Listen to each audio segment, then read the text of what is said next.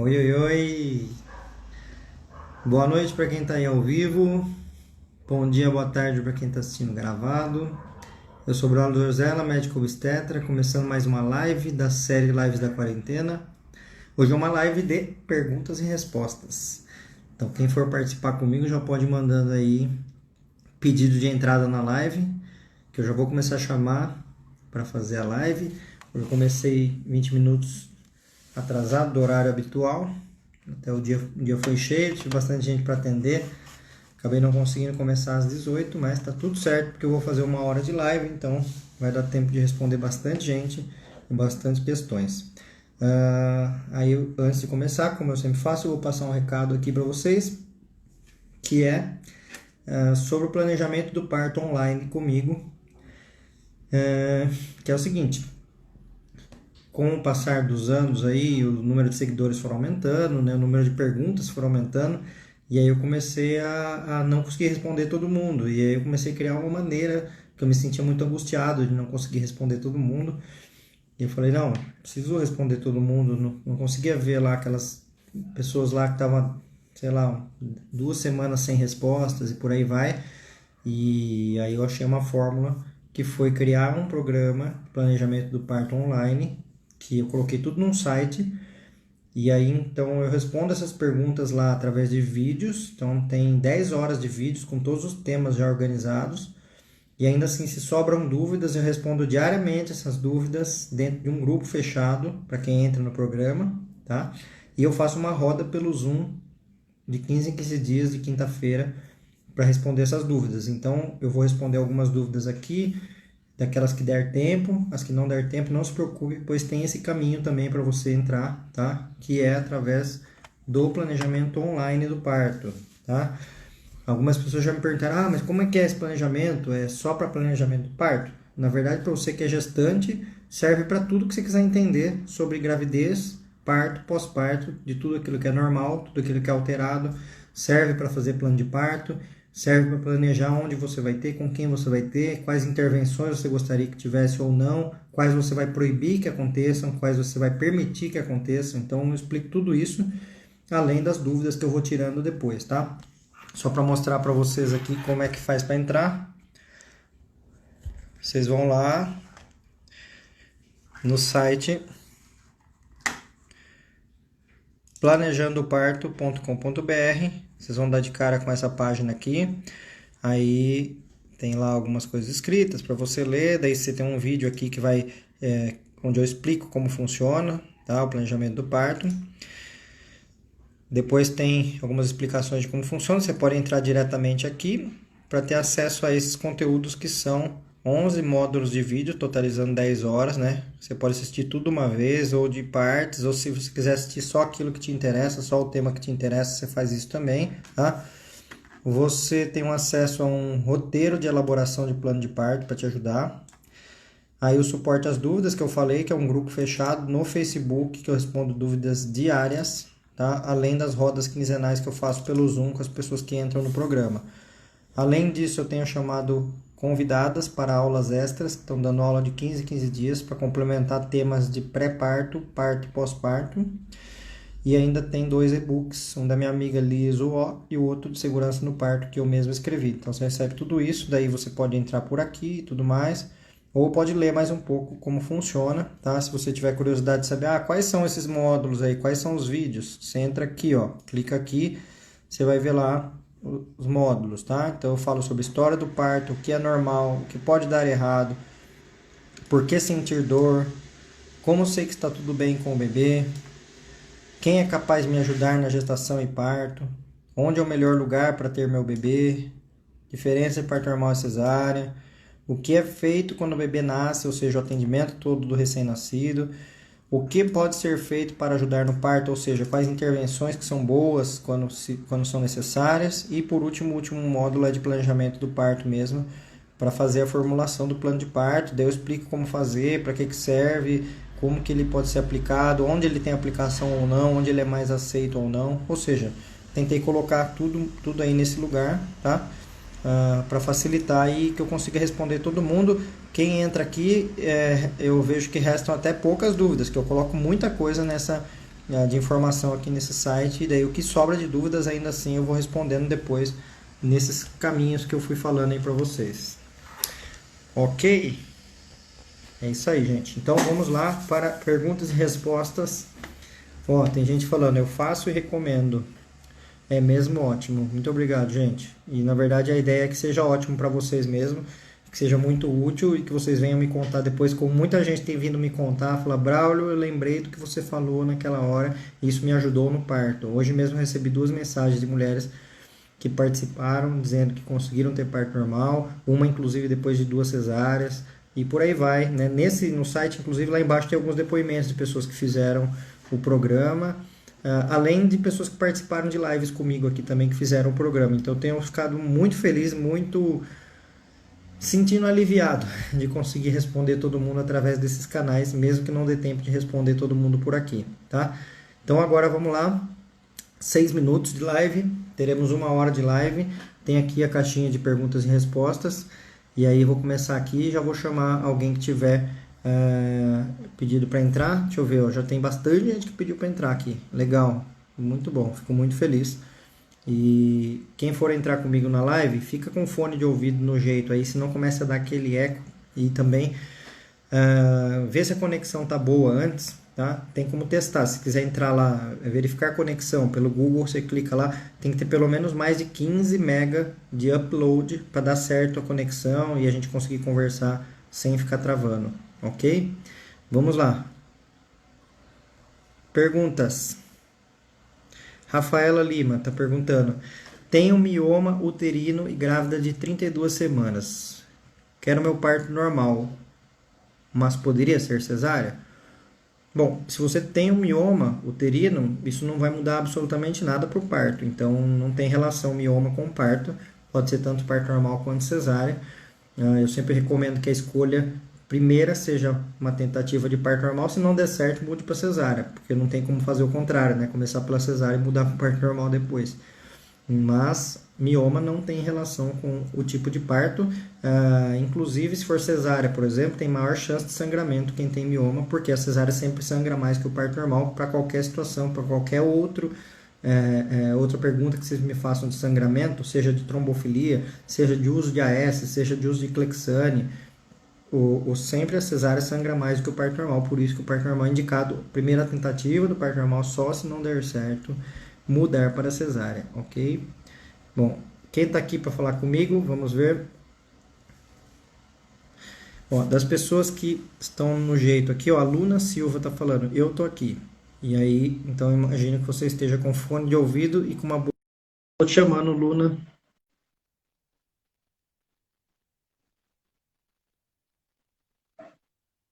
Entrou. Olá, Oi, Luna, olá, tudo bem? tudo bem? Pode falar, Luna. Doutor, eu ouvi uma amiga minha, uma amiga não, colega, que ela com 42 anos foi ter o primeiro parto dela há 6 meses atrás, numa rede pública aqui em Brasília. E o médico sugeriu cesárea porque ela tem 42 anos, olha o absurdo, e porque era a primeira gestação dela. E falou que era considerado feto de ouro. O senhor já ouviu falar nessa feto de ouro? Não tinha ouvido com essa expressão especificamente, mas o que ele quis dizer é assim, feto precioso, eu acho que é, né? Eu já ouvi mais essa É, expressão, né? Precioso, porque quando a pessoa está na... Não quer dizer que a pessoa que tem 42 anos depois não possa ter outro filho ainda, tá? Mas é que quando ela tem 42, 43, 44, pode ser que tenha um filho só, né? Então tem que apostar todas as fichas nesse filho. Por isso mesmo que nesse caso é indicado o parto normal, porque a cesárea é mais arriscada para o bebê, né? Então, no fim, ele acaba confundindo, indicando a cesárea como se a cesárea fosse mais importante. Mas, na verdade, esse termo ele é muito preconceituoso, até porque todos os fetos são preciosos, né? Todos os bebês são de ouro e não só da mulher que tem 42 anos. Então, um comentário bastante ruim que esse médico fez, né? Então, existe sim, eu já ouvi falar várias vezes, mas ele é bastante preconceituoso, né? porque eu tô com 33 semanas, tô com 41 anos, eu falei, então meu médico está totalmente errado, porque meu médico apoia, né, o parto normal. Ele falou, você tem tudo para ser normal, a não sei que ocorra alguma intercorrência. Mas Claro. então, vamos ter fé. Eu falei, não, É isso beleza. aí. E aí, eu assisti aquela live que o senhor fez sobre idade, né? Senhor não, desculpa, você. Sobre idade de gestação, e eu me amarrei, porque tirou todos os meus medos. E quero agradecer o trabalho que você vem fazendo, porque é muito bom. Que bom. Obrigado, Luna. Muito obrigado por Obrigada ter a você. participado, viu? De Obrigado. nada. Vamos lá, continuando. Gente, vocês viram que a imagem da Luna não apareceu, né? Provavelmente a conexão dela está com menos de 15 MB de upload, tá? Então, quem for entrar comigo, dá tempo, eu ainda vou responder pergunta na caixinha, então dá tempo de sair da live, fazer o teste rapidinho e voltar. Veja aí, se a conexão está com mais de 15 MB de upload, para aparecer imagem e voz, e esteja com fone de ouvido. Vamos lá para as caixinhas de perguntas. A Aline está perguntando, bebê com percentil abaixo de 10, tem que ser cesárea? A resposta é não, né, obviamente, até porque a preocupação quando a gente tem, pensando, pode ser cesárea, são os bebês com percentil acima de 97, né, porque são bebês muito grandes e podem não ter passagem na hora do parto. Então, bebês com percentis baixos são fáceis para o parto normal, porque eles são pequenos, né? Para quem não sabe o que é percentil, é uma medida em porcentagem daquele bebê comparado a todos os outros bebês da mesma idade gestacional para saber em que faixa de peso está. Então, se a gente colocar lá o percentil 10 aqui, o 50 aqui, o 90 aqui, todos os bebês entre o percentil 10 e 90 são os bebês tamanho normal, né? Acima do 90 começa a suspeitar que é grande, acima do 97 é o grandão, tá? Abaixo de 10 começa a suspeitar que é pequeno, sendo que abaixo do 3 a gente sabe que é um pequeno mesmo, tá? Então, os alterados são abaixo do percentil 3 e acima do percentil 97. Em nenhum caso desses tem que ser cesárea, mas é lógico, se um bebê acima do 97 e chegar lá, por exemplo, com 4.800, 5 quilos, aumenta a chance de precisar uma cesárea, tá?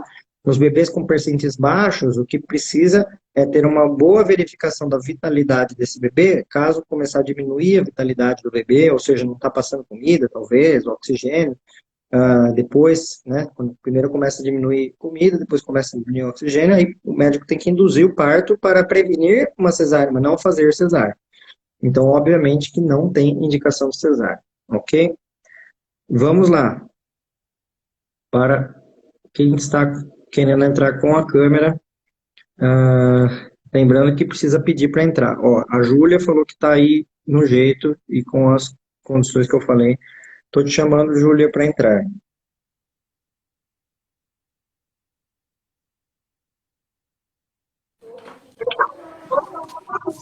Oi, Júlia. Boa noite. Oi. Tá me escutando? Sim, pode falar. Pera aí que tá meio ruim. Deixa eu ir pra perto do Wi-Fi. Pode falar que eu tô ouvindo.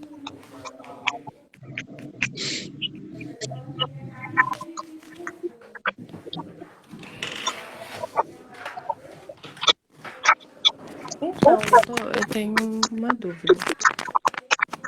Pode falar.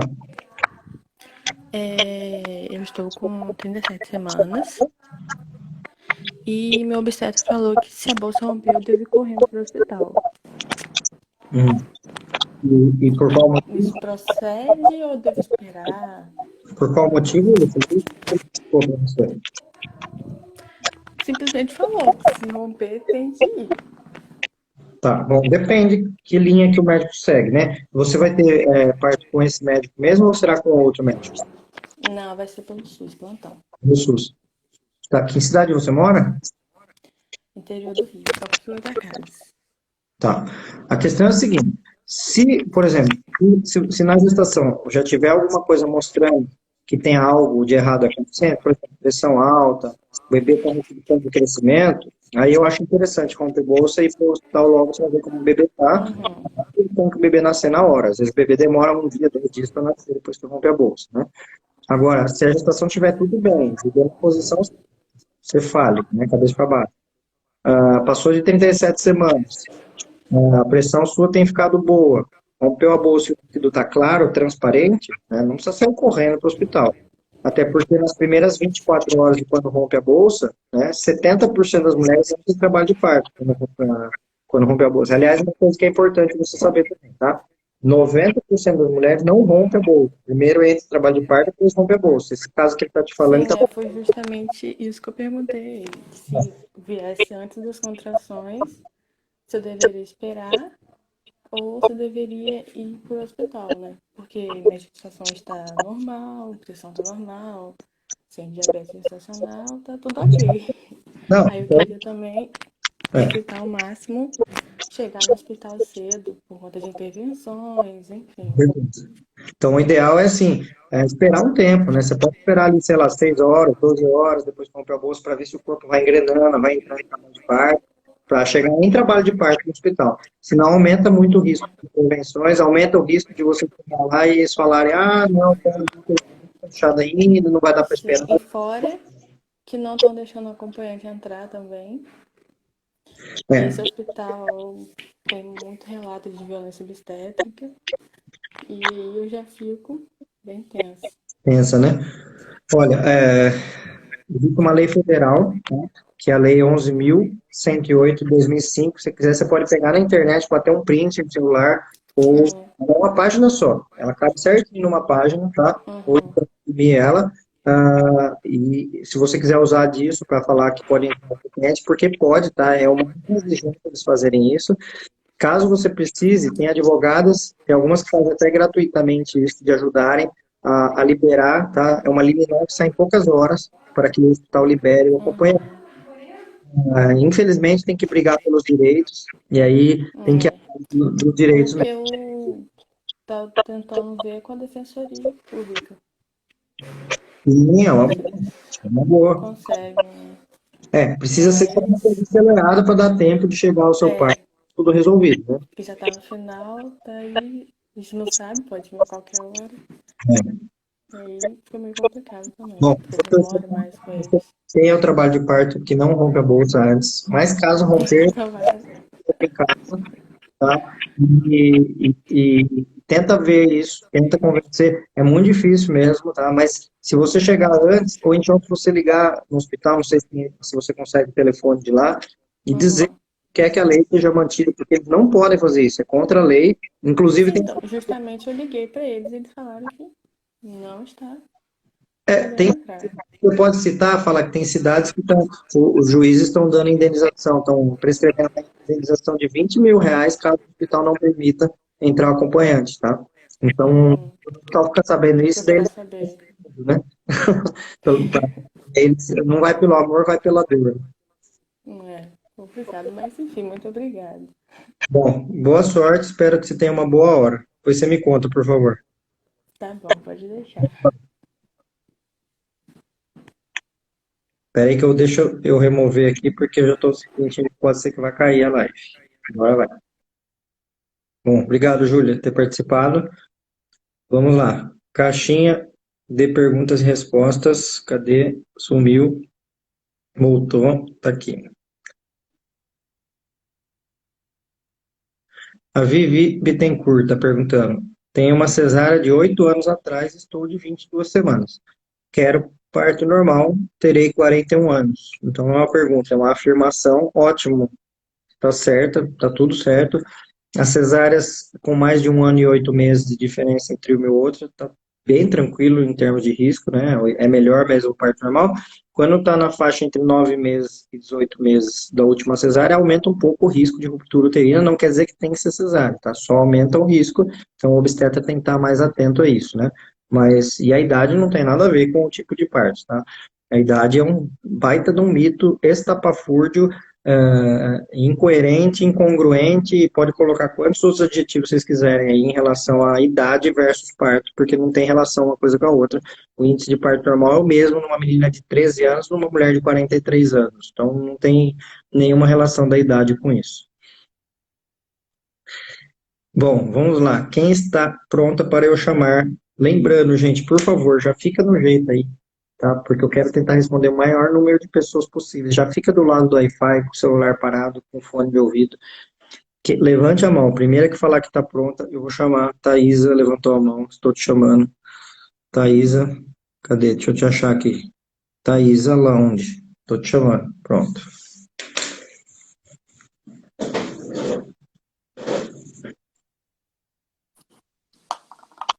Thaisa, Oi, tudo bem? tudo e você? Também. Eu já tinha falado com você há um tempo, quando eu estava grávida ainda, aí já nasceu. Hum, E, na verdade, eu queria tirar uma dúvida de umas coisas que aconteceram no meu parto, que eu fiquei, assim, um pouco frustrada.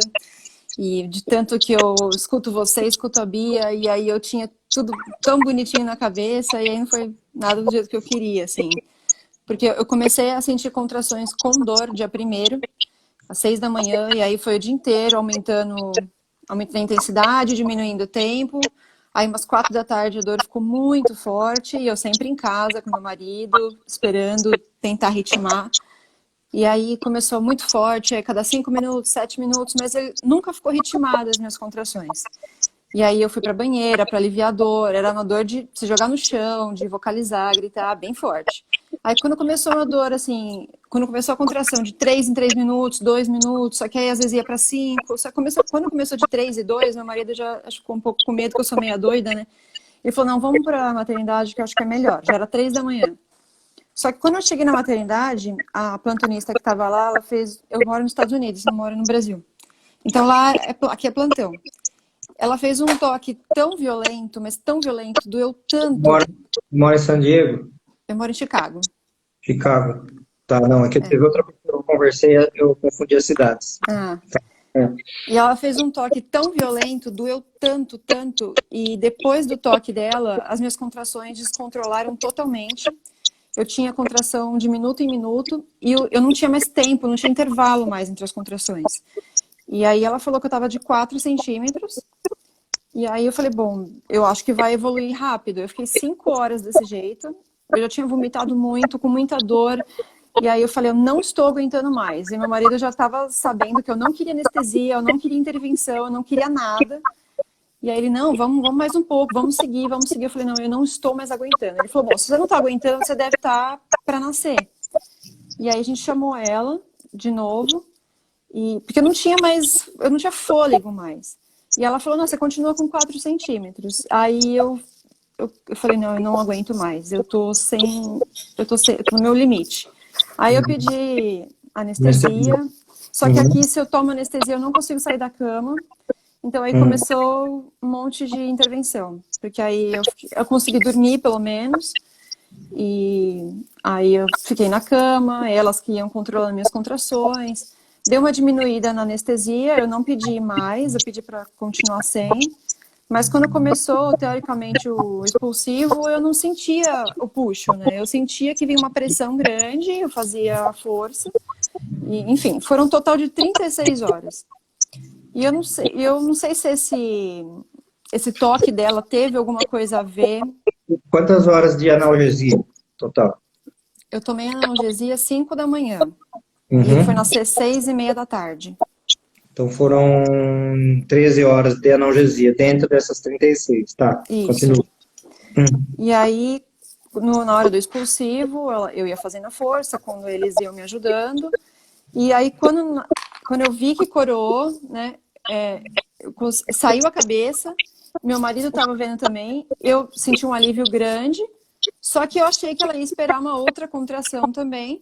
Ela pegou pelo pescoço e puxou com tudo ele. Meu marido viu, ficou assustado, achou que estava enforcando a criança. Ele não chorou na hora. Aí começaram a dar tapa, aspirar, e aí faz um monte de procedimento. Eu pedindo para vir pro meu colo, e ela, não, ele tem que chorar, ele tem que chorar. E eu não sabia até que ponto ele precisava chorar. Aí já foi para um canto, já tiraram ele de perto de mim, começou um monte de intervenção nele, balão de oxigênio. Aí eu entrei em desespero total, né? E aí, para mim, ele ficava com a mão assim, totalmente paralisado. Eu achei que já tava, né, ia morrer. Enfim, foi para UTI, e aí, enfim, aí eu já fiquei mal, sabe? Eu comecei a me culpar por um monte de coisa, me culpar pela anestesia, me culpar por tudo. Então, assim, eu queria entender se teve alguma coisa a ver o toque super violento dela no descontrole das minhas contrações. E se o fato dela ter puxado pelo pescoço com tanta violência o bebê pode ter tido relação dele ter ido pra UTI e tudo. Tá, deixa eu perguntar mais coisas. Ele ficou quanto tempo na UTI depois? ficou 2 horas, aí fizeram ele chorar, e aí eu pude ir lá amamentar, né? Mas aí deram um banho pra ele chorar e tudo. Tudo que eu não Tá. queria aconteceu no parto, né? Ficou tudo bem depois? Ficou, agora ele tá ótimo, mas teve ápice 4, 5, Tá. e No final, depois 10 minutos foi 9. tá. No final do parto teve ocitocina na veia? Teve ocitocina para expulsar a placenta, só que ela ficou fazendo massagem e puxando. Tá, não, E mas no final do parto, na hora que antes do bebê nascer, teve ocitocina ou eles falaram que não. Não teve não? ocitocina no final do parto, não teve. Eu pedi muito para não ter. Uhum. Tá, Eu tive teve, o soro desde o começo, mas falaram que o soro era limpo, né? tá, teve manobra de Cristeler, de empurrar a barriga ou não? Não, eu não deixei, eu fiquei esperta com isso. Tá, bom, então vamos lá. Duas questões aí que você levantou. Uma é o toque, que doeu muito, né? Se isso pode ser. Muito. E outra é puxar a cabeça, né? Tem gente que, né, vocês que estão morando aí nos Estados Unidos, vivem mais uma realidade diferente, lógico, né, em várias questões, mas vivem mais, eu imagino, né, aquela realidade de perceber que não é porque é os Estados Unidos que é melhor que o Brasil, Sim. ou o Japão é melhor, porque a grama do vizinho sempre é mais verde que o do outro, né? Então tem gente que acha que em todo lugar é maravilhoso, que é ruim, né? A grande questão é que o ser humano, ele está aprendendo a lidar com o parto ainda, né? O parto hospitalar, ele tem uma história mais forte aí de 40 anos, né? Na década de 70 que passou a ter mais parto hospitalar. Então, nós estamos engatinhando. Então, não é porque Estados Unidos que não terá violência, né? Então, a grande questão que eu penso, assim, primeiro eu vou falar genérico, tá? Esse entendimento, né, do outro ser humano que está ajudando você, de entender quem que é o protagonista real da história, né? Que é a mãe, é o bebê, e aí rouba esse protagonismo. Então, às vezes pode ter um país que esteja até mais atualizado nas evidências científicas, mas não atualizou ainda que quem é o protagonista do parto é a mãe, né? Sim. E a gente sabe que os Estados Unidos tem um perfil assim também como o Brasil, tem muitas coisas alinhadas, né? Tanto que o presidente dos Estados Unidos está alinhado com o presidente do Brasil. Então, isso reflete muito muitos comportamentos dos dois países, né? Bom, sem entrar muito em questão política, já entrando. Mas aqui, assim, ó, o toque dolorido, que eu imagino, que eu acho que pode ter sido, pode ser um descolamento da bolsa, tá? Porque sim, se for um descolamento da bolsa, o descolamento da bolsa, ele faz o parto deslanchar mais, né? Ele ativa, né? Agora, uma questão é uma pessoa que realmente precisa do descolamento, porque o parto está lento, demorado e vai precisar, e aí a pessoa conversa com a gestante, né? Fala, olha, temos aqui a possibilidade de descolar, você quer, não quer, vamos fazer, não vamos, se fizer vai doer, se aguenta, não aguenta, né? Ou seja, isso é conversado do que simplesmente a pessoa fazer um toque lá e descolar a bolsa sem falar nada, né? Sim. Então, esse é um ponto, tá? O outro ponto que você me perguntou de puxar a cabeça, né? Nos livros, quando eu estudei obstetrícia a primeira vez na vida, foi na virada dos anos 90 para 2000, né? Que eu comecei a estudar, então os livros daquela época ainda se falava dessas manobras, que sair a cabeça tinha que puxar o bebê. Então, milhões, bilhões talvez, de seres humanos na Terra nasceram desse jeito, com alguém puxando a cabeça do bebê, né? Só que isso aumenta a chance de fratura na clavícula, aumenta a chance... Ele fez um raio-x no pulmão e com suspeita de fratura na clavícula. Aumenta a chance de ficar preso um ombro e não sair, né? Aumenta a chance de uma resposta que se chama resposta vagal, ou reflexo vagal, que é quando... Sabe aquelas crianças, aquelas brincadeiras besta de criança que um empurra o outro na parede segurando o peito, assim, o outro quase desmaia? Aquilo é mais ou menos tipo de um reflexo vagal, né? Então, quando a gente puxa muito a cabeça do bebê na saída do parto, pode dar um reflexo vagal no bebê e o bebê, como se fosse desmaiar, né? Ele pode ter sido por isso que ele ficou tão paralisado, atônico, assim, sem chorar. Pode. Tanto que a indicação hoje para parto é ninguém mexer. A indicação é sai a cabeça e ninguém põe a mão. Aí espera uma contração. Aí, se não sai na segunda contração, daí começa uma manipulação, mas não puxando pela cabeça. Tem que enfiar o que eu sempre ouvi. Puxar pelo ombro, puxar pela axila, né? Mas não puxar pela cabeça. Então, é algo que pode ser, mas não dá para saber. Tá? Eu perguntei da ocitocina, porque a ocitocina, quando tem no final do parto, ela pode ser um fator de diminuir o oxigênio do bebê e causar tudo isso. Mas como o bebê ficou só 2 horas na UTI, é sinal que o bebê não teve hipóxia, tá? Um bebê hipóxia, ele demora às vezes 2 dias, uma semana para conseguir para recuperar e sair da UTI. Então, provavelmente foi só mesmo aquele finzinho ali, algum reflexo que o bebê teve do nascimento que gerou tudo isso, né? Aham. E Entendeu? pode acontecer de nunca ritmar, ou a pessoa sempre vai ritmar as contrações? Não, pode acontecer. Não é uma regra, tem que ser rítmico para todas as mulheres. A imensa maioria é rítmico, né? Para algumas, quando não está ritmado, a gente considera pródromos, né? A gente considera que não está em trabalho de parto, né? Mas aí, por exemplo, o descolamento da bolsa, ele faz a bolsa estufar lá dentro, faz a bolsa forçar o colo. E isso faz ritmar, né? Isso Tá. passa a ritmar as contrações. Uma pergunta, você tinha doula? Não, esse é um arrependimento que até falo para todo mundo, tenha uma doula, tenha uma enfermeira, ainda mais um lugar que você não conhece, que não é o seu lugar de conforto, né? Se eu tivesse, eu acho que talvez seria tudo diferente.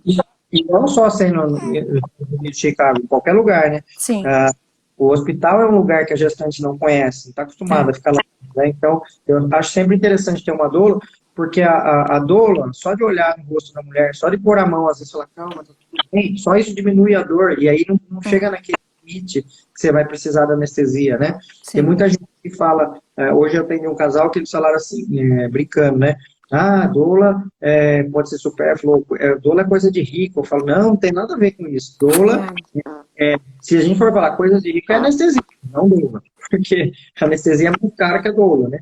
E a maioria das vezes que tem doula, em geral, a cada 10 partos com doula, 2 terminam com anestesia. Cada 10 partos sem doula, 8 terminam com anestesia. Ou seja, aumenta a chance de tomar anestesia com doula, né? Então, esse poderia ser um fator também, né?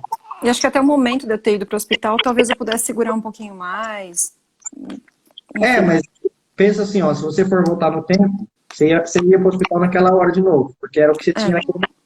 Era a conjuntura de fatores naquele momento fez você ir para o hospital ou você iria. Então, eu acho que assim, não tem máquina do tempo, para voltar no tempo, mas tem como ressignificar, tá? Se eu tenho uma questão aí, culpa, né? Eu me sinto culpada, me sinto culpado. E a última pessoa do mundo que eu colocaria culpa por acontecer o que aconteceu com você, na gestante. Tem umas 200 pessoas antes aí que tem culpa de você, tá? O diretor do hospital tem mais culpa, a enfermeira tem mais culpa, o médico tem mais culpa, o sistema tem mais culpa, o prefeito tem mais culpa, o presidente tem mais culpa, tem um monte de gente que tem muito mais culpa antes de você do que você mesma. Porque, na verdade, hoje em dia a mulher tem que brigar para parir, tem que brigar com o mundo inteiro para conseguir parir em paz, né? Infelizmente. Ou seja, você não é culpada, você é vítima, né? Você é a última de todas as culpadas. Né? Mas aprendi para o próximo. E aprendeu, e que bom que você está falando aqui comigo, que tem outras mulheres ouvindo, e quanto mais mulheres entendem isso e falam assim, não dá para eu planejar depois que o parto já foi, mas antes de você dá para planejar, dá para tentar fechar todas as possibilidades, né? E essa é quando eu falo de plano de parto. É tentar cercar todas as possibilidades. Uma coisa é imaginar, meu parto vai ser lindo, maravilhoso, eu vou chegar, vou dar um espirro, ratinho, né, vai sair. Né? Mas nem sempre é assim, né? Tem que pensar em do A a Z do parto, planejar, cercar tudo para tentar ser da melhor forma possível. Por isso que eu bato tanto na tecla do plano de parto. Sim, mas, muito importante. Com certeza, além de você não ser culpada, ser vítima, só com essa sua fala você já está ajudando centenas de mulheres que estão ouvindo a salvar coisas que possam acontecer com elas. Então, tomara. Super mérito aí em estar fazendo isso. Que bom, tomara. Então tá bom. Muito obrigada. Obrigado a você, muito obrigado por ter participado. Obrigada a eu. Tchau, tchau. Tchau. Muito obrigado por você ter participado. Eu fico bem mexido com essas questões, porque o que me move a trabalhar com a humanização do parto é justamente esse ímpeto, né, de raiva que eu já tive na minha vida, de ver pessoas passando por isso, mulheres passando por isso, bebês passando por isso, falando, não, eu vou tentar mudar esse mundo, pelo menos o meu mundinho aqui. E imagino que vocês fiquem aí também, né, com esse aperto, com raiva, que dá vontade de ir lá no hospital, chutar a porta e falar assim, viu, pera aí que eu vou mostrar pra vocês como é que faz, né? Porque é muito foda ouvir tudo isso, né?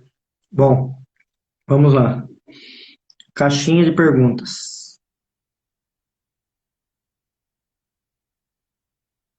Lucy Oliveira está fazendo uma ótima pergunta.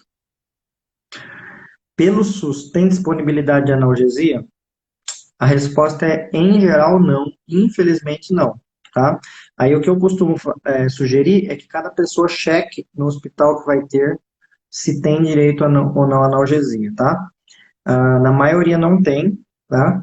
Porém, tem vários estados que têm leis estaduais que exigem que o hospital tenha analgesia pelo SUS, só que o hospital não cumpre isso, tá? Então, são duas questões. Primeiro, veja se no seu estado tem uma lei estadual, às vezes municipal, que exige que tenha anestesista, tá? Segundo, confira se tenha de verdade anestesista, tá? Tem uma pessoa que acompanha muito as lives aqui, e que esses dias veio falar comigo, fez o relato dela, eu não vou falar o nome dela para não expô-la, mas ela contou que na hora que ela pediu anestesia no hospital, não tem, só na hora do parto, ela até usou essa expressão. Aí ela mesma falou, mas eu tô na hora do quê? Eu não tô na hora do parto? E aí, então, é importante perguntar essas questões, tá? Porque qual é essa hora que pode? Tem hospital que só dá anestesia no finalzinho pro bebê nascer, aí não tem mais graça, né? Tomar anestesia no final, aí é a hora que tá em alívio, vai tomar anestesia. A anestesia, ela é para tomar na hora que está com muita dor no meio do trabalho de parto, para aguentar até o final do parto, né? Em torno de 20, 25% das vezes, das mulheres, vai ser necessário, desde que tenha doula, né? Como eu falei agora há pouco, que a doula ajuda muito a evitar isso, né? A maioria das vezes. Então, é importante conversar. Tem lei para isso? Tem anestesista no hospital para isso? Em que momento que é aplicada, né? Pode ser aplicado no momento, não aguento mais, tenho dor, ou não, só para o bebê sair, que daí não adianta nada também. Então, e exigir os seus direitos. Se já tem uma lei para isso, exigir que se cumpra. Se não tem, falar com o vereador. Aproveita e fala com os vereadores, com os deputados, com as pessoas que vocês votaram, manda e-mail, manda o que for, fala, cria uma lei aí no meu estado para que tenha analgesia para todo mundo, porque não que para todo mundo nasça com analgesia, mas que todas que precisem tenham o direito a ter analgesia, ok? Bom, eu estou aqui. Agora eu vou chamar alguém na câmera. De novo, pergunto: quem é que está pronta aquelas condições que eu falei? Pode falar aí, que a primeira que me falar, eu vou chamar.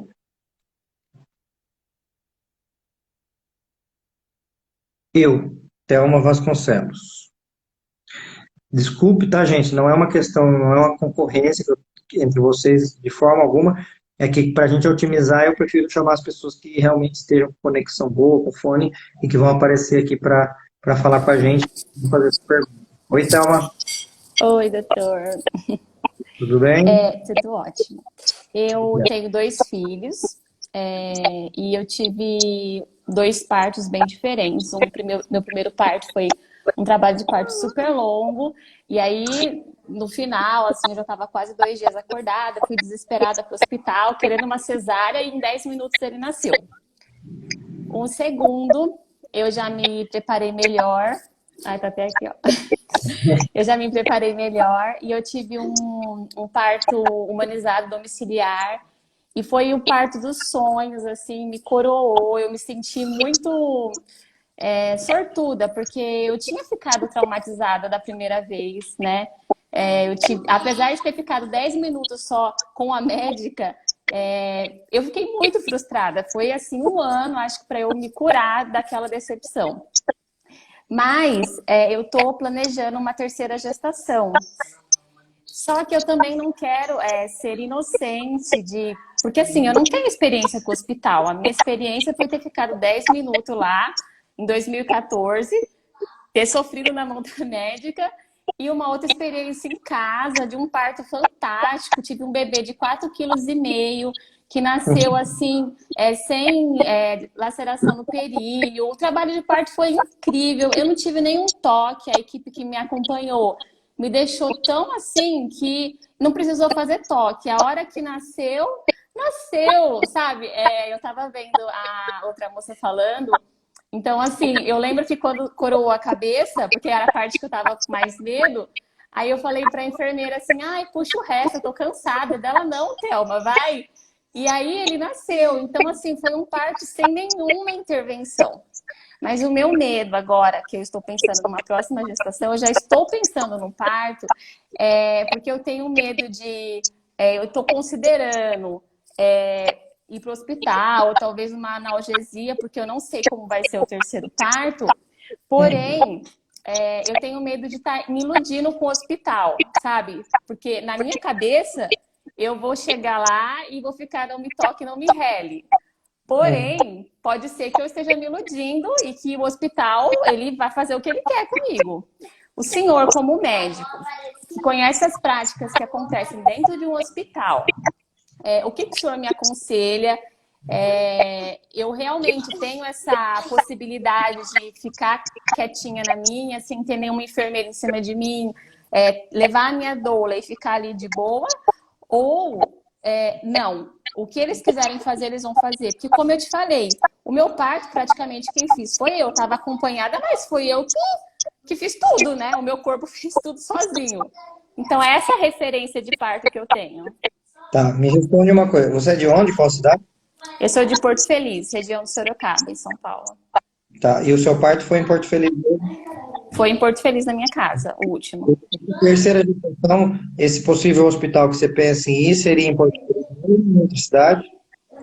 Então, eu tô pensando, eu tô com medo, né? Mas a minha opção é Porto Feliz, a Santa Casa, ou Hospital Modelo em Sorocaba. E por que você levantou a possibilidade de ter um parto hospitalar agora? Qual que seria o motivo? Ah, doutora, assim, é que o meu segundo parto foi tão incrível que eu tô com medo do terceiro. De afinar na hora da dor. Porque, assim, foi maravilhoso. A minha referência de parto foi incrível, mas eu tô com medo de desandar alguma coisa, sabe? De achar que tá doendo demais e não ter me preparado, sabe? Para Entendi. um parto hospitalar. Eu vou te responder com uma analogia que eu gosto muito. Vamos supor que você estivesse me contando, aliás, que alguém estivesse te contando a seguinte história. No hotel, eu estou pensando em comer à noite e eu estou com duas dúvidas aqui. Semana passada, eu fui comer num restaurante e cheguei lá, a mulher olhou na minha cara, eu pedi uma lasanha com molho sem tempero. E daí, há 3 dias atrás, eu nem quis sair de casa, porque eu falei, o restaurante está uma porcaria. Eu comprei um dinheiro para vir na minha casa, que fez uma comida artesanal para mim, perfeito, tudo que eu pedi, e comer a melhor comida da vida. Agora eu estou na dúvida se eu vou lá comer o miojo ou se eu chamo de novo o cozinheiro da minha casa. O que você responderia? Ai, meu Deus, a segunda opção. Vou ficar em casa de novo. Pelo amor de Deus! Você é uma indicação de ter parto em casa. Você já teve um parto em casa, um bebê de 4,5 kg. Você vai fazer o que lá no hospital? Me fale. Não tem o que fazer. Então, vamos pensar. Lógico, por mais sim. que o parto em casa ele seja a primeira opção num caso como esse, você tem que ter o hospital como uma referência. Se precisar, você vai. Mas não como uma primeira opção, né? Entendeu? E pela sua experiência, sei lá, o segundo foi super mais fácil, o do terceiro em diante, mantém isso ou não? Não tem nada a ver? Não que cada vez será mais fácil, mas o segundo para o primeiro tem uma dificuldade grande, e do segundo para frente tem mais ou menos a mesma dificuldade, entendeu? Entendi. Então, eu sempre brinco que tem um ditado que diz que passou um boi, passa uma boiada, né? E porque esse ditado ele vem lá de uma cerca que se um boi consegue passar, passa quanto os bois precisarem, né? E tem muito a ver com parto. Se sai um bebê, sai vários, e sai fácil. Né? Então, só para você ter uma ideia, o índice de uma mulher que já teve um parto normal anterior precisar de uma cesárea, desde que sejam respeitados todos os critérios humanizados, é 0,2%. Tá? Ou seja, cada 1.000 mulheres que têm um parto normal anterior, 998 terão um parto normal de novo. Só 2 precisarão de uma cesárea. Tá? A mulher que tem 2 partos normais anteriores, isso cai, que eu nem sei te falar quanto. Sei lá, cada 10.000, uma terá necessidade de uma cesárea e 9.999 parto normal, entendeu? Sim. Então, uma cesárea é muito baixa, né? Não quer dizer que não exista uma mulher que possa ter uma cesárea com 2 partos normais, mas a chance é baixa, então eu sempre sugiro que tenha no hospital como uma referência, mas que em casa, com esse perfil que você falou, eu não teria a menor dúvida em escolher em casa. Ah, muito obrigada, então, por ter me respondido. E fica aí minha experiência para as mulheres que passaram por um trauma, uma coisa difícil, que, como eu disse, foi muito difícil para eu me recuperar daquela decepção que eu tive, mas eu tive um segundo parto maravilhoso e vamos por terceiro aí. É isso aí. Bom, brigadão. Muito obrigado Obrigada, por você ter participado. Tá bom? obrigada. Tchau, tchau. Tchau. Continuando a responder, deixa eu mandar um abraço pro meu amigo que eu vi que passou por aqui, o Márcio Pilates, que é um amigão meu de infância, que é um baita professor de Pilates lá em Passos, de Minas Gerais. Fala aí, Marcião. Nem vou te falar o apelido, que entre nós a gente chama de apelido, aqui a gente fala os nomes, né? É isso aí. Gente, vamos lá. Caixinha de perguntas. É, Cadê?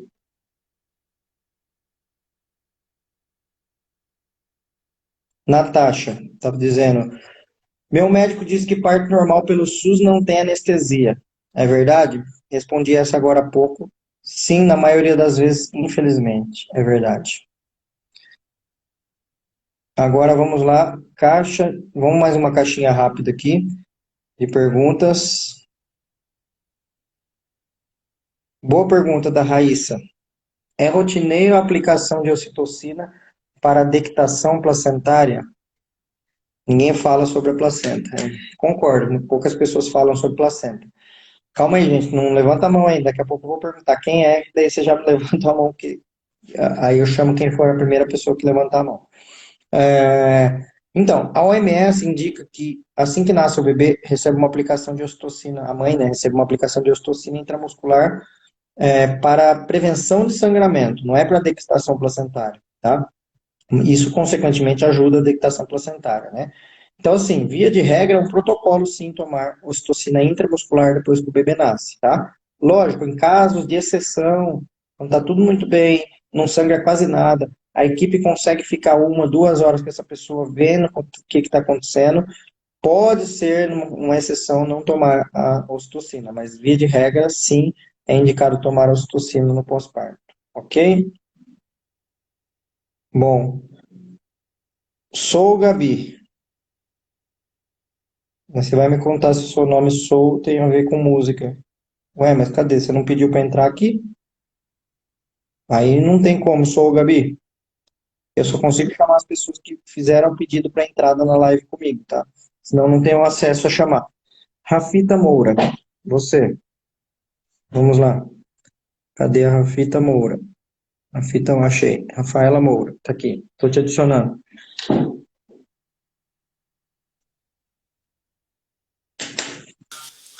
Olá, tudo bem? Boa noite, até que enfim. Muito feliz em falar com você. Tudo bom? Na verdade, é aquela eterna dúvida, né? Estou com 32 semanas e a médica me passou o pedido para fazer o exame de Streptococcus. Então, ela me informou, né, como é na Europa, nos Estados Unidos e a bagunça que é aqui no Brasil. Então, a minha dúvida, eu acabei vendo uns stories que você tinha feito já sobre o assunto, né? E fala que talvez depende também muito da conduta do hospital. Então, eu vou ter o parto, né? Se tudo der certo e vai dar normal no São Luís. Então, não sei se você pode falar diretamente da conduta do hospital, mas a minha dúvida é, se eu fizer e der positivo, eu preciso informar a médica, é obrigatório, ou eu posso guardar essa informação para mim? Tá, boas perguntas. Bom, independente de qual seja o seu hospital, tem uma coisa. Voltou. Independente de qual seja o hospital que você vai ter o bebê, isso vai responder porque não vale para qualquer pessoa, tá? Uhum. Eu vou pedir assim, o protocolo de Streptococcus existe vários, tá? Existe desde a época que não colhia, que era dos anos 2000 para trás, então não colhia, tá? Aí depois, a partir do ano 2001, 2002, entrou o protocolo de começar a colher, alguns colhiam, outros não. A partir de 2008, aí todo mundo começou a colher, mais ou menos por fevereiro, assim. E a partir de 2018, né, quem já se atualizou parou de colher esse ano e parou de seguir, né?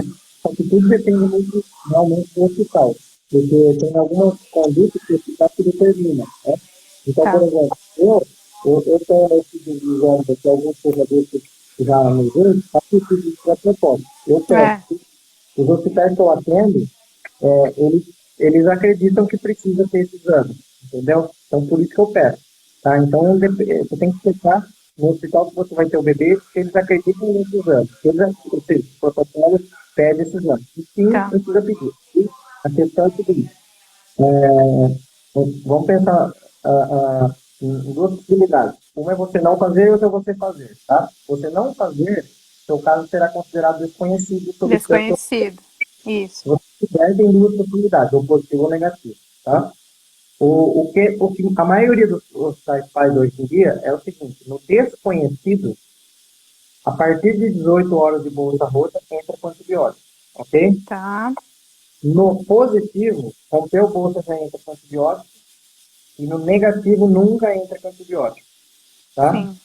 Então, se você colher e não mostrar para ninguém, sei lá, eu nunca recomendo se Sim. colher, você tem que mostrar pra Mostra a verdade.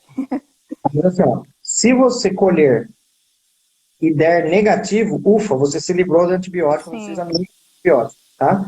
Se você colher e der positivo, você cai no antibiótico assim que rompe a bolsa. Então, o desconhecido você tem a vantagem de ficar 18 horas com a Isso. bolsa sem precisar de antibiótico, né?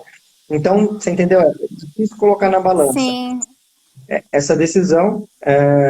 E aí, o que acontece é o seguinte, o mais importante que eu penso do Streptococcus é saber que dar antibiótico no parto não muda a mortalidade dos bebês. Isso. Eu tô bem ciente disso. Mas Não na há nada. verdade a médica, desculpa, ela Vai- falou, né? É uma decisão sua colher ou não, o pedido tá aqui. Aí eu falei, não faça isso com uma canceriana na primeira gestação, porque eu já tô desesperada. Na verdade, o que vai mudar é o índice de intervenções com o bebê, entendeu? É, Então, sim. assim, se você colher e der negativo, é o melhor dos mundos, né? Agora, É. se colher e der positivo, aí, infelizmente, cai no protocolo de rompeu bolsa, tem que dar antibiótico, né? Mesmo que eu fique a maior parte do tempo em casa, enfim, quando eu chegar no hospital, óbvio, né, que vão perguntar quanto tempo a bolsa rompeu ou não rompeu, vou estar em trabalho de parto, eu não sei, né? Vou ter que Uhum, esperar mais um pouquinho para saber. certo. É isso Tá aí. bom, mas É era bem isso. mesmo lidar com esse. Esse é o assunto mais difícil, que tem mais variáveis dentro É, do processo. É isso. Poli, não poli, streptococcus, se der uma coisa, se der outra, o que que faz? é, Né? É bem torcendo para dar negativo, mas ainda vou me decidir. Eu vi que não precisa agendar nem nada, liguei até no laboratório para saber, então tenho 3 semanas aí para quebrar a cabeça. Uma coisa que tem gente que faz é o seguinte: faz o exame, se der positivo, repetir depois. É, Entendeu? então. Uma semana, vai que dá negativo o próximo. Daí vai valer o É, último. Então é porque uma não coisa tem que sentido, né? Eu colho com 35, mas até eu parir, seja com 38 ou 40 semanas, já vai ter mudado o status. não dá. Exatamente.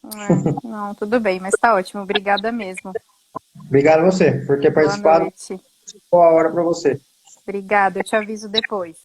Me avisa, quero saber. Pode deixar. Um beijo. Tchau, tchau. Ó, bom, vamos lá para uma caixinha de perguntas. Está muito baixo o seu áudio. Bom, espero que vocês tenham ouvido. Deu para ouvir? Mesmo aumentando, tá chiando, né? Eu acho que o barulho que estava lá no lado dela, lá que estava interferindo aqui. Bom, espero que vocês tenham ouvido aí. Vamos lá para mais uma caixinha de perguntas.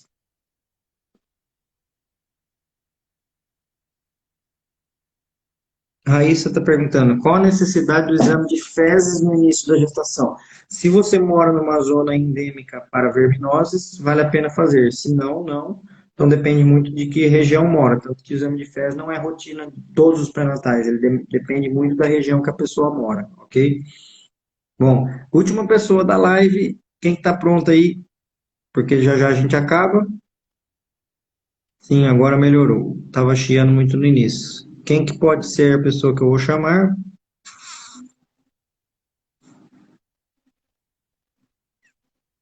Eu. Roberta Motti, pronto. Então tá aqui, Roberta.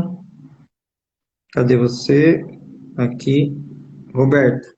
Gente, só lembrando que quem eu não conseguir responder aqui, vai no planejandoparto.com.br, que lá eu consigo terminar de responder todo mundo, hein?